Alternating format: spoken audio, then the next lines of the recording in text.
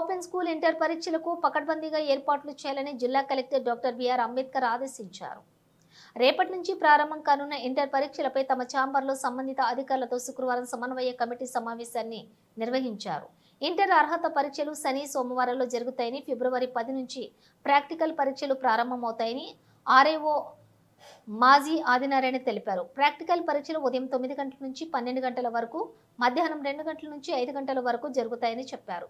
Vocational course పరీక్షలు ఫిబ్రవరి 5 నుంచి ప్రారంభమవుతాయన్నారు. Inter theory పరీక్షలు మార్చి 1 నుంచి నిర్వహిస్తారని చెప్పారు.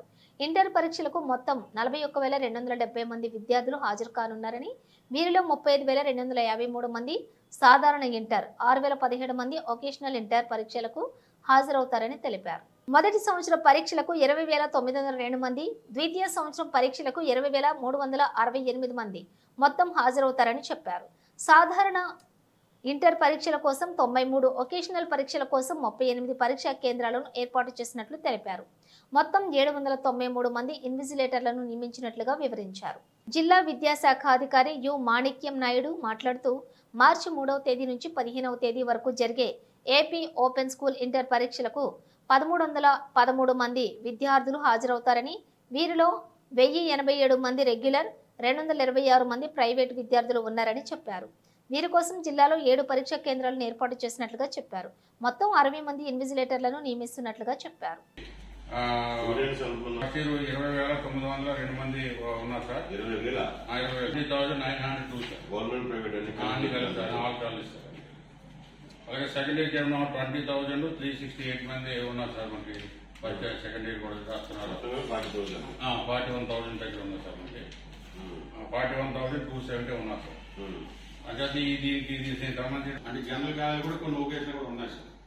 అవి కలిపి మొత్తం టోటల్ 38 వస్తున్నాయి సార్. అవి నేను చూస్తుంది మొత్తం 178 జరగట్లా.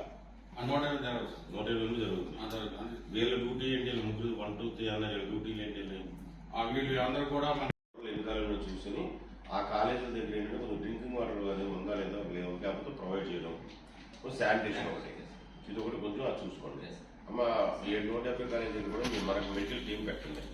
ఓకే, మీ వెల్నెస్ సెంటర్ ఏదో ఉన్నారు కదా, వాళ్ళు ట్రైన్డ్ స్టాఫ్ ఉన్నారు కదా, వాళ్ళు విత్ ఎమర్జెన్సీ మెడిసిన్తో 170 కాలేజీ దగ్గర మీ మెడికల్ క్యాంప్ పెట్టండి. ఓకే, ఈ పోలీస్ డిపార్ట్మెంట్ వాళ్ళు కూడా మీరు కూడా ఏంటంటే నేను ఎస్పీ గారితో మాట్లాడిన తర్వాత మీకు ఆ 144 సెక్షన్ ఉంటుంది కాబట్టి మీరు ప్రతి కాలేజీ దగ్గర మాత్రం ఒక పోలీస్ పర్సన్ పెట్టండి, ఎటువంటి ఇన్సిడెంట్స్ జరగకుండా. ఓకే, ఇది ఒకటి. మీ పోస్టల్ డిపార్ట్మెంట్ సంబంధించి ఏమైనా ఈ పేపర్స్ వాళ్ళ దగ్గర పెట్టాలి, అది వాళ్ళ దగ్గర వస్తాయి కాబట్టి మీరు కొంచెం ఎలక్ట్రిక్ ఉండండి. ఆ టైమింగ్స్ మొత్తం ఎలక్ట్రిక్ ఉండండి. లేట్ అవర్స్ అన్నా సరే కొంచెం రిసీవ్ తీసుకుంటాం, సీజ్ చేసుకుంటాం. లేట్ అవర్స్ అన్నా మనకి బయటకు ఇవ్వడం, ఇది కొంచెం చూసుకోండి. మా టైమింగ్స్ ఉన్నాయి లేదా లేవు, ఇవన్నీ కాకుండా హాలిడేస్ ఇవన్నీ ఎగ్జామ్ టైంలో అటువంటి పనికి రావు. అది కొంచెం మీరు కోఆర్డినేట్ చేసుకోండి. ఆరోగ్య గారితో మీరు కోఆర్డినేట్ చేసి దాన్ని బట్టి చేసుకోండి. దగ్గర కావాల్సిన ఇన్ఫ్రాస్ట్రక్చర్ ఏదైతే ఉన్నాయో అది ఒకసారి మీరు పరిస్థితి చేసుకోండి. ఆర్టీసీ వాళ్ళు ఏంటంటే మనకి ఏంటంటే సహజంగా ఇంతవరకు మళ్ళీ మారుస్తున్నారు. కాలేజ్ ఈ కాలేజ్ ఆ కాలేజ్ జంపింగ్ ఉంటుంది. అటువంటి ఉన్నప్పుడు ఏంటంటే ఆటోమేటిక్ కొంచెం ట్రాన్స్పోర్ట్ అవసరం వస్తుంది.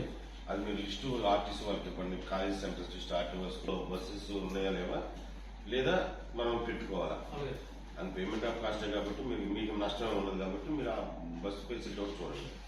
దానిలో మెయిన్ ఫెసిలిటీ వచ్చి మన ఇది ఈపీడీసీ ఆ ఎగ్జామ్ జరిగే టైమ్స్లో అయితే ప్రాక్టికల్ అవ్వండి, థియరీ అవ్వండి. ఆ ఎగ్జామ్ టైంలో మాత్రం పవర్ ఇంటరప్షన్ లేకుండా చూసుకోండి. అది కూడా లిస్ట్ ఆయన కూడా ఇవ్వండి. మొత్తం ఏ డిపార్ట్మెంట్లో దీన్ని ఇన్వాల్వ్ అయినారో వాళ్ళందరికీ 170 కాలేజీ లిస్టు వాళ్ళకి ఇస్తే ఆ కాలేజీలో ఆ ఎగ్జామినేషన్ టైమింగ్స్, డేట్స్లో టైమింగ్స్లో ఆ ఎగ్జామ్ జరిగేంత వరకు మాత్రం ఇంటరప్షన్ లేకుండా చూసుకోండి. ఓకే, మీ మున్సిపల్ కమిషనర్స్ అలాగే రూరల్లో ఉండడం డిపిఓ పిలవలేదా? డిపిఓ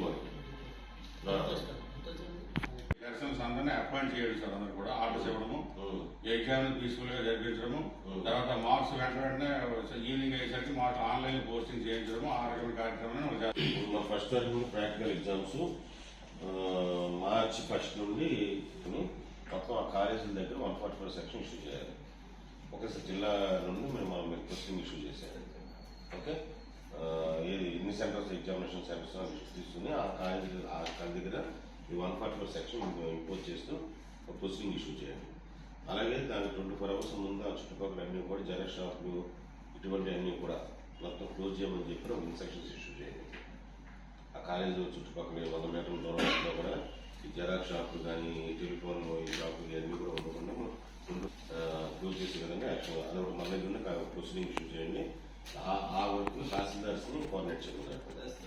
ఓకే 144 మన దగ్గర ఇచ్చేయండి. మనం మళ్ళీ జిల్లా మొత్తం మీద కాలేజీ లిస్ట్ పట్టుకుని మన కలెక్టరేట్ను ప్రొసీడింగ్ ఇచ్చండి. జెరాక్స్ షాపు క్లోజ్ చేయడం ఇవన్నీ కూడా మీరు తహసీల్దార్స్తో మీరు కోఆర్డినేట్ చేయమని చెప్పి ఒక ప్రొసీడింగ్ ఇష్యూ చేయండి.